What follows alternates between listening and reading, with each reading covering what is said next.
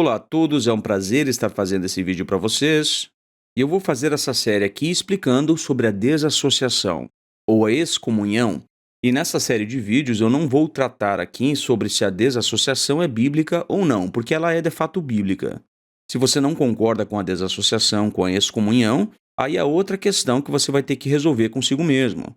Então, nessa série de vídeos, eu vou partir do pressuposto de que você já entenda que a desassociação é bíblica. E eu estarei focado nessa série em explicar, principalmente, quais são os pecados que levam à desassociação. E isso, obviamente, segundo as Escrituras. E eu vou explicar também como a desassociação deveria ser feita. Por exemplo, será que é correta esta regra imposta pela liderança das Testemunhas de Jeová, de que não podemos cumprimentar desassociados ou sequer falar com eles em nenhuma ocasião? Será que esta regra é bíblica? Outra pergunta interessante que será respondida nessa série. Será que a congregação está obrigada a aceitar a decisão dos anciãos? Isto é, quando os anciãos decidem desassociar um irmão. O que o corpo governante tem ensinado em relação a isso? Ainda outra pergunta bastante relevante é a seguinte. Será que as leis que a Bíblia nos dá, as instruções que a Bíblia nos dá em relação à desassociação, são suficientes? Em relação a todas essas perguntas, eu farei uma análise profunda e sincera.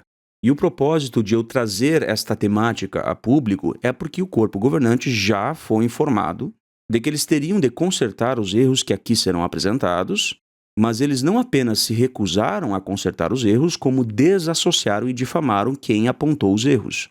Tá bom, meu irmão? Então vamos deixar claro aqui desde o início que o protocolo bíblico foi seguido.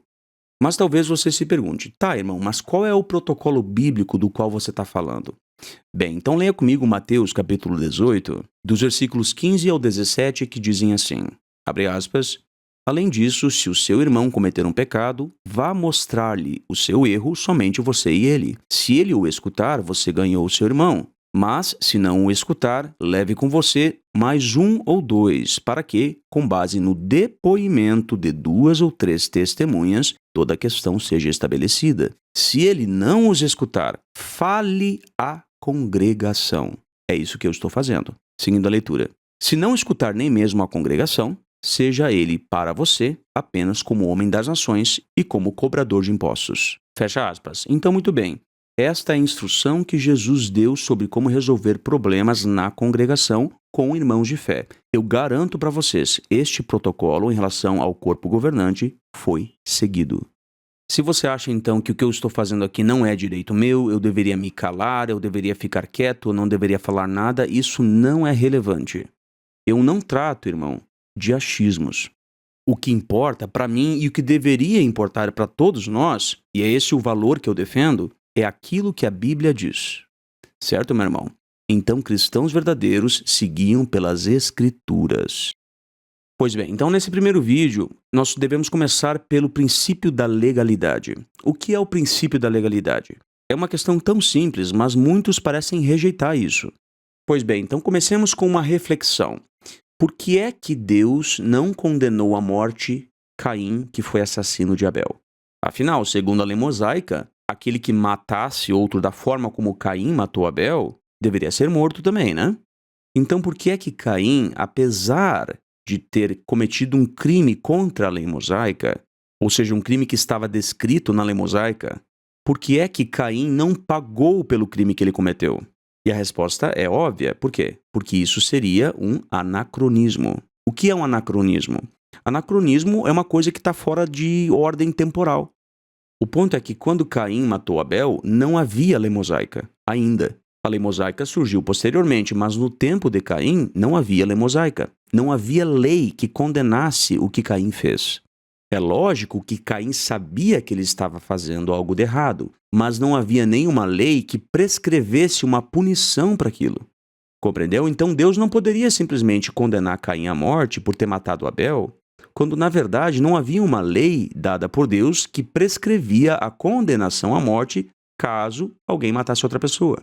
Essa lei só surgiu na época de Moisés.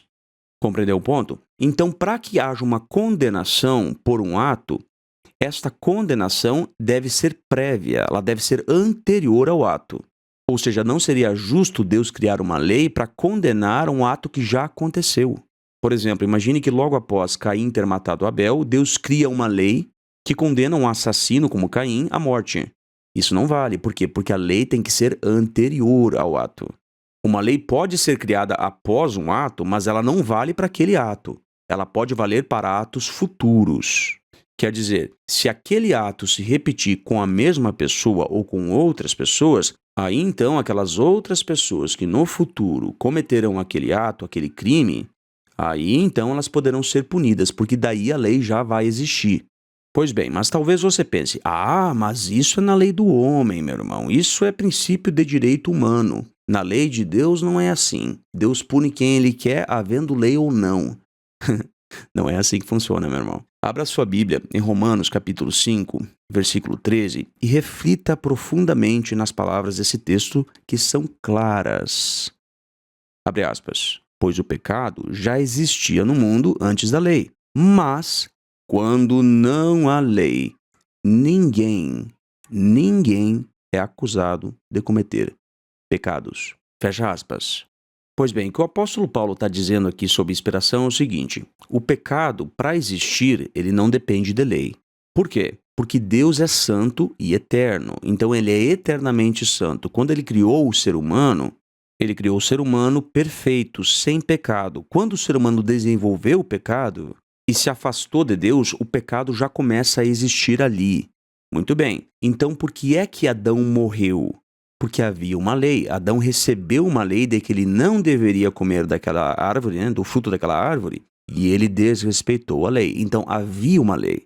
Ele só pecou porque havia uma lei. Se Deus não tivesse dito, não coma dessa árvore, e Adão comesse da árvore, Adão não teria pecado.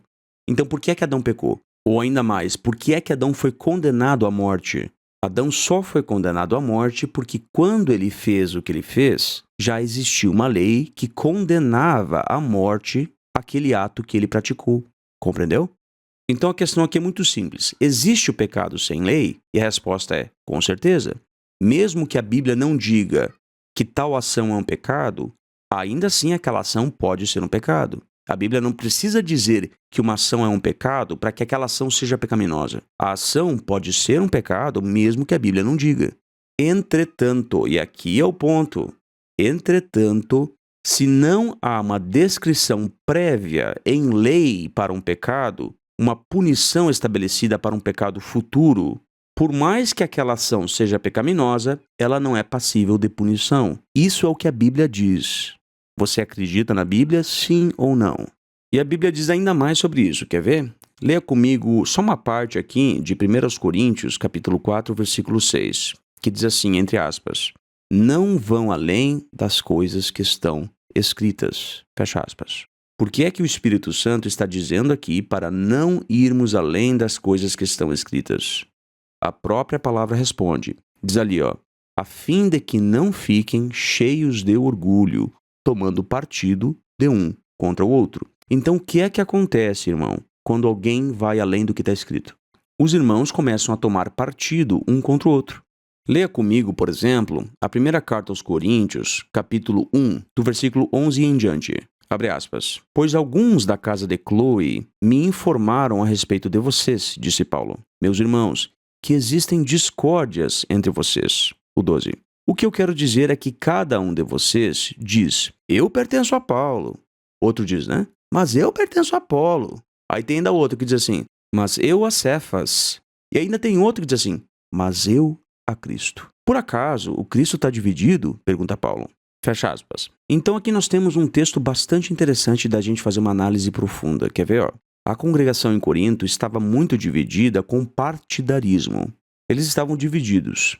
Mas um desses grupos estava dividido pela causa correta. Olha que interessante. Uns diziam, não, eu pertenço a Paulo. Outros diziam, eu pertenço a Apolo. E ainda outros diziam, eu pertenço a Cefas, que é o apóstolo Pedro aqui.